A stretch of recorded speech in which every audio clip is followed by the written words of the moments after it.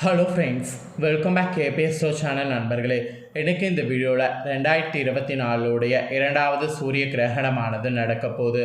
இந்த கிரகணத்தை பற்றியும் இந்த கிரகணத்தின் போது துலா ராசிக்காரங்க என்ன செய்யணும் என்ன செய்யக்கூடாது, இந்த கிரகணத்துடைய தாக்கம் உங்கள் ராசிக்கு என்ன மாதிரியான பாதிப்பை ஏற்படுத்தும் அப்படிங்கிறத தான் இந்த வீடியோவில் ஷேர் பண்ண போகிறேன். இந்த வீடியோ சூரிய கிரகணத்தை பற்றி முழு அவேர்னஸ் வீடியோவாக உங்கள் ராசிக்கு இருக்கும். ஸோ துலா ராசிக்காரங்க எந்த நட்சத்திரத்தில் பிறந்திருந்தாலும் வீடியோ ஸ்கிப் பண்ணாமல் பாருங்கள். உங்கள் ராசிக்கு இந்த கிரகணத்தினால என்ன தாக்கம் ஏற்படும், இந்த தாக்கத்திலேருந்து தப்பிக்க என்ன செய்யணும் என்ன செய்யக்கூடாது அப்படிங்கிறது எல்லாமே இந்த வீடியோவில் தெரிஞ்சுக்குங்க. முதல்ல 2024 இரண்டாவது சூரிய கிரகணம் என்னைக்கு நடக்க போகுது, இந்த கிரகணம் நடக்கிறது என்ன மாதிரி இருக்கும் அப்படிங்கிறதையெல்லாம் ஷேர் பண்ணுறேன். அதை முதல்ல தெரிஞ்சுக்குங்க. 2024 இரண்டாவது சூரிய கிரகணம் அக்டோபர் 2ஆம் தேதி அன்னைக்கு நடக்க போகுது. புரட்டாசி அமாவாசை, மகாலய அமாவாசை, சர்வபித்து அமாவாசை என்று அழைக்கப்படக்கூடிய அக்டோபர் மாதம் 2ஆம் தேதி இந்த விசேஷமான அமாவாசை அன்னைக்கு தான் சூரிய கிரகணம் இந்த ஆண்டில் நிகழ இருக்குது. இந்த ஆண்டு அக்டோபர் 2, 2024 புதன்கிழமை அன்னைக்கு இருக்கக்கூடிய இந்த கிரகண தாக்கம் ரொம்பவே சிறப்பு பெற்றது என்று குறிப்பிடப்படுது. மேலும் பூமிக்கும் சூரியனுக்கும் இடையில் சந்திரன் வரும்போது நாளைய நாள் இந்த கிரகணமானது நடைபெறுகிறது. அது மட்டும் இல்லாமல் ஒவ்வொரு ஆண்டுமே சூரிய கிரகணம் மற்றும் சந்திர கிரகணம் குறைந்தபட்சம் 2 முறை தோன்றும். 2024 ஆண்டில் இது வரைக்கும் பார்த்திங்கன்னு வச்சுங்களேன் 3 கிரகணம் நடந்துருச்சு. முதலையே ஒரு சூரிய கிரகணம், சந்திர கிரகணம், அப்புறம் ஒரு சந்திர கிரகணம் நடந்துருச்சு. இப்போ அடுத்ததாக பார்த்திங்கன்னு வச்சுக்கோங்களேன் 2வது கிரகணமானது நடக்க போகுது. சூரியனுக்கும் பூமிக்கும் இடையிலே சந்திரன் தோன்றக்கூடிய குறிப்பிட்ட காலம் சூரிய கிரகணம் என்று சொல்லப்படும். இந்த 2வது சூரிய கிரகணம் அக்டோபர் 2ஆம் தேதி அன்னைக்கு நிகழ்கிறது. எங்கே எப்போது நிகழும், இந்தியாவில் தோன்றுமா என்று முழு விவரங்களையும் உங்களுக்கு ஷேர் பண்ணுறேன், அதையும் தெரிந்து கொள்ளுங்கள். அக்டோபர் 2ஆம் தேதி புதன்கிழமை அன்று நிகழ இருக்கு இந்த கிரகணம். எல்லா சூரிய கிரகணமும் அமாவாசை நாளில் தோன்றும் என்பது குறிப்பிடத்தக்கது. ஆனால் இந்த கிரகணம் ரொம்ப ஸ்பெஷல், ஏன்னா மகாலய அமாவாசையில் தோன்றுது. 2வது சூரிய கிரகணம் புரட்டாசி அமாவாசையில் நடக்க இருக்கிறதுனால இது ரொம்பவே விசேஷம் என்று கருதப்படுது. இப்போது டைமிங் சொல்கிறேன், டைமிங் நோட் பண்ணிக்கோங்க. டைமிங் அக்டோபர் 2ஆம் தேதி இரவு 9:12 மணிக்கு தொடங்கி அக்டோபர் 3ஆம் தேதி 3:17 மணிக்கு விடியற் காலையில் முடியுது. மேலும் சூரியனுக்கும் சந்திரனுக்கும் சஞ்சரிக்கும் போது ஏற்படக்கூடிய இந்த ஒரு கிரகணத்தினால ஒவ்வொரு ராசிக்காரங்களுக்குமே தாக்கம் ஏற்படும். அதில் துலா ராசிக்காரங்களுக்கு என்ன மாதிரியான தாக்கம் ஏற்படுங்கிறத தான் இந்த வீடியோவில் ஷேர் பண்ண போகிறேன். மேலும் இந்த கிரகணம் எந்த ராசியில் நடக்குதுன்னா கன்னி ராசியில் நடக்குது. ஏன்னா கன்னி ராசியில் புரட்டாசி மாதம் சஞ்சரிக்கக்கூடிய சூரியனோடு சந்திரன் இணையும் போது அதில் இந்த சூரிய கிரகணமானது தோன்றுது. அதனால் இது மிகவும் சிறப்பான கிரகணமாக பார்க்கப்படுது. மேலும் இந்தியாவில் இந்த கிரகணத்தை பார்க்க முடியாது. ஏன்னா இரவு நேரம் பிரபல நேரம் பார்த்திங்கன்னு வச்சுங்களேன், இரவுங்கிறதுனால இந்தியாவில் இந்த சூரியனை பார்க்க முடியாது கிரகணத்தை. ஏன்னா சூரியன் அஸ்தமமாகிவிடும். இதனால் கிரகணம் இந்தியாவில் நிகழாது. ஸோ இந்த சூரிய கிரகணத்தை நேரடியாக பார்க்கணும்னு நீங்கள் நினச்சாலும் பார்க்க முடியாது. இவ்வளோ நேரம் சூரிய கிரகணம் நடக்கிறத பற்றி உங்களுக்கு எக்ஸ்பிளைன் பண்ணிட்டேன். இப்போ இந்த சூரிய கிரகணத்தின் போது உங்கள் துலா ராசிக்காரங்க என்ன செய்யணும் என்ன செய்யக்கூடாதுங்கிறத ஷேர் பண்ண போகிறேன். ஸோ உங்கள் ராசிக்காரங்க என்ன செய்யணும் என்ன செய்யக்கூடாது அப்படிங்கிறத தெளிவாக இந்த வீடியோவில் நோட் பண்ணிக்கோங்க. கிரகணம் தொடங்கிறதுக்கு 2 மணி நேரத்திற்கு முன்னதாகவே எந்தவித உணவும் நீங்கள் உட்கொள்ளக்கூடாது. அப்புறம் நீங்கள் உணவுகளில் மெயினாக தர்பை புல்லினை போட்டு வைக்கணும். கிரகணத்தின் போது உங்களுக்கு தெரிந்த நவக்கிரக துதியை பாராயணம் செய்யணும், இல்லை சூரிய கிரகணத்துக்கான துதியை பாராயணம் செய்யணும். இது ரெண்டும் நீங்கள் பாராயணம் செய்கிறது முடியலனாலும் ஒளிபரப்பு செய்து கேட்கவாவது செய்யணும். அப்புறம் கர்ப்பிணி பெண்கள் வீட்டை விட்டு வெளியே போகக்கூடாது. மீறி போகிற மாதிரி ஒரு சுச்சுவேஷன் இருந்ததுன்னா காரில் போங்க, பைக்கில் நடந்தெல்லாம் போகாதீங்க. அப்புறம் இந்த டைம் ஆலயங்கள் அனைத்தும் மூடி இருக்கிறதுனால கிரகண நேரத்தில் கோவிலுக்கு போகிறேன் அமாவாசை நாள் அப்படிலாம் சொல்லி நைட் நேரத்தில் போகாதீங்க. மேலும் செய்து வைத்திருக்கக்கூடிய உணவுகள்லையும் செய்யாமல் இருக்கக்கூடிய உணவுப் பொருட்கள்லையும் கண்டிப்பாக தர்பை இல்லைனா அருகப்புல்லை போல்னு போட்டு வைக்கணும். இல்லைனா நம்மளுடைய உணவுகள் அத்தனையுமே வேஸ்ட் ஆகிரும். அப்புறம் கிரகணம் முடிஞ்சதுக்கு பின்னாடி நம்ம ஸ்தானம் செய்து விட்டு தான் பூஜைறையில் வழிபாடு மேற்கொள்ளணும்.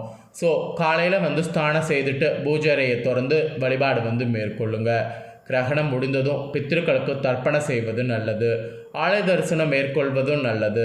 ஆலய தரிசனம், முன்னோர்கள் வழிபாடு, இது ரெண்டில் ஏதாவது ஒன்று செய்துட்டு தான் நாம் உணவையே உட்கொள்ளணும். இல்லைனா பார்த்திங்கன்னு வச்சுங்களேன், உணவு உட்கொள்ளக்கூடாது.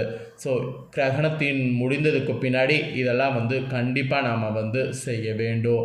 கிரகணத்தின் போதும் கிரகணம் முடிந்ததுக்கு பின்னாடி உங்கள் ராசிக்காரங்க என்ன செய்யணும் அப்படிங்கிறத தெளிவாக இந்த வீடியோவில் ஷேர் பண்ணிட்டேன். ஷேர் பண்ணதை தெரிஞ்சிருப்பீங்க. ஸோ தெரிஞ்சதுக்கேற்ப நடந்து பலன் பெறுங்க.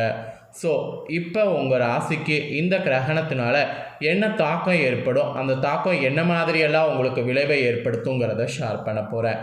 அந்த தாக்கம் என்ன மாதிரியெல்லாம் இருக்கும் அப்படிங்கிறத தெளிவாக இந்த வீடியோவில் உங்கள் ராசிக்காரங்க நோட் பண்ணிக்குங்க. வாங்க பார்க்கலாம். எதிலும் பொறுமையோடு சிந்தித்து செயல்பட வேண்டியது இந்த கிரகணத்தில் அவசியம். இந்த கிரகணத்தில் உங்களோட ராசிக்கு புத்தி பார்த்திங்கன்னு வச்சுக்கோங்களேன், ஒரு நிலையில் இருக்காது. இதை பண்ணலாம், அதை பண்ணலாம், இப்படி பண்ணலாம், அப்படி பண்ணலான்னு ஏதாவது ஒன்று பண்ணிக்கிட்டே இருப்பீங்க. தயவுசெய்து இந்த டைம் ரொம்ப ஜாக்கிரதையாக இருங்க.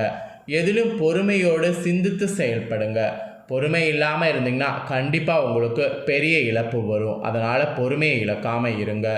அப்புறம் தந்தை வழி உறவுகள் விட்ட வீண் விரயம் உண்டாகும். ஸோ தந்தை வழி உறவுகள் கிட்ட அதிகமாக எதையும் இது பண்ண வேண்டாம்.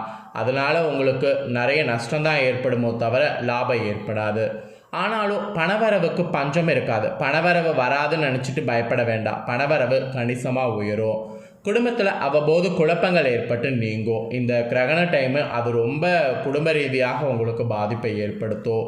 அப்புறம் கணவன் மனைவிக்கிடையே ஒரு விதமான அந்யோன்யமானது அதிகரிக்கும். அந்த அந்யோன்யம் அதிகரிக்கிறதுக்கேற்ப செயல்படும் போது கண்டிப்பாக அது உங்களுக்கு பெருத்த லாபமாக இருக்கும். அப்புறம் உறவினர்களுடைய வருகையும் அதனால் மகிழ்ச்சியும் உங்கள் குடும்பத்தில் உங்களுக்கு உண்டாகும்.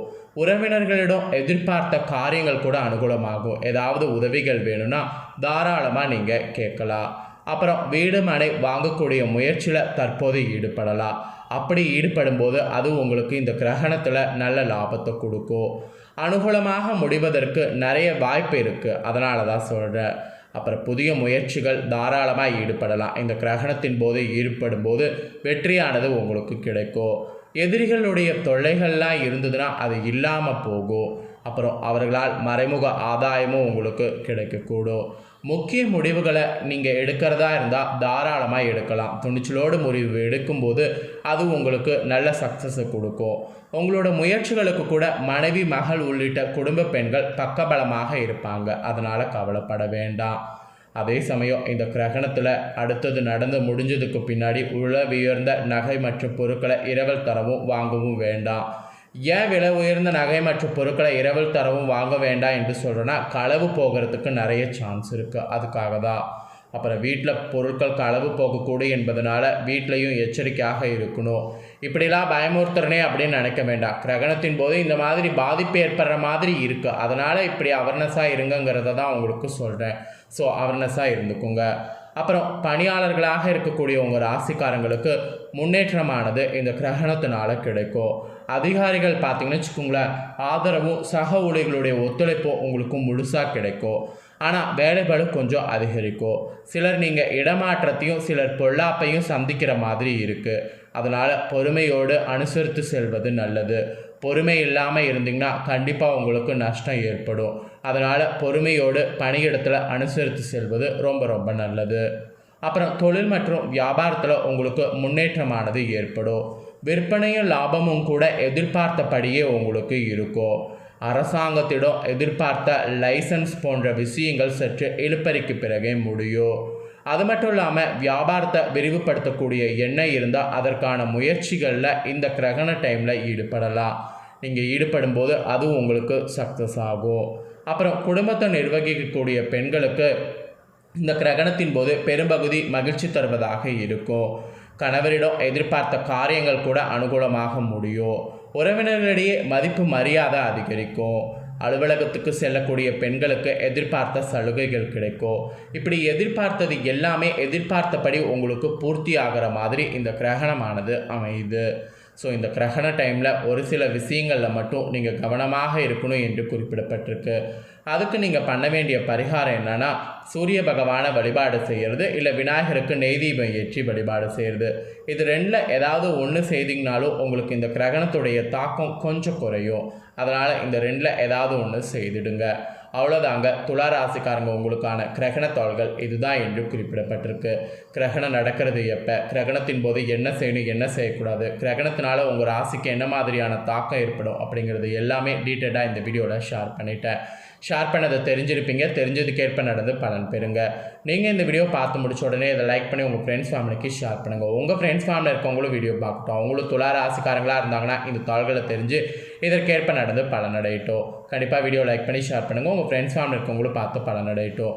மேலும் இதே போல் புதிய அப்டேட்டான நிறைய வீடியோ நம்ம சேனலில் போடப்படும். அதை எல்லாத்தையுமே உடனுக்குடனே தெரிந்து கொள்ள மறக்காமல் நம்ம சேனலை சப்ஸ்கிரைப் பண்ணுங்கள், கூட பெல் பண்ண ப்ரெஸ் பண்ணுங்கள். ஃபர்ஸ்ட் டைம் பார்க்குறவங்க அதை நீங்கள் பண்ணிட்டீங்கன்னா இனி நான் போகிற மாற்ற அப்டேட்டான எல்லா வீடியோஸும் உடனுக்குடனே தெரிந்து கொள்ளலாம். ஸோ மறக்காமல் பண்ணுங்கள். இதே போல் சுவாரஸ்யமாக வேறொரு புதிய தகவலோடு மீண்டும் ஒரு வீடியோவில் வந்து சந்திக்கிறேன். தேங்க்யூ.